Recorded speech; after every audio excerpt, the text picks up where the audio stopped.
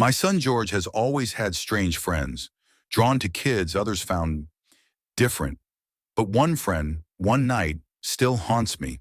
Fourth grade. We had just moved for my husband's job.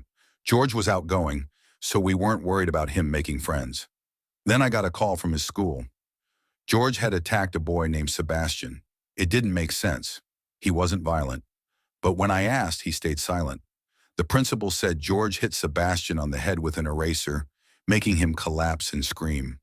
Both boys told the same story. Oddly, George always spoke fondly of Sebastian, like they were close. That night, George finally spoke. Sebastian had tricked him.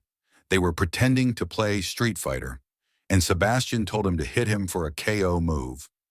The moment George did, Sebastian dropped, whispering in his ear, "If you don't pretend you attacked me, I'll really hurt you." Furious, I called Sebastian's mother, Maggie. She already knew. Sebastian had confessed. Then she said something chilling. "Sebastian has, episodes. Sometimes he thinks he's someone else." To make things right, she suggested a sleepover.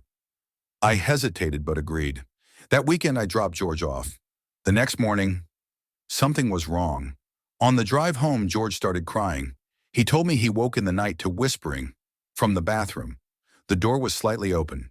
Inside, candlelight flickered. Sebastian was talking to himself. But it wasn't just talking. It was a conversation. And he wasn't calling himself Sebastian. He was calling himself Mr. Jim. George squeezed his eyes shut. He didn't move. Then, the whispering came closer. Right above him. Words he didn't understand. A language he had never heard before. Then, silence. When George finally opened his eyes, Sebastian was back in his sleeping bag, fast asleep, like nothing had happened.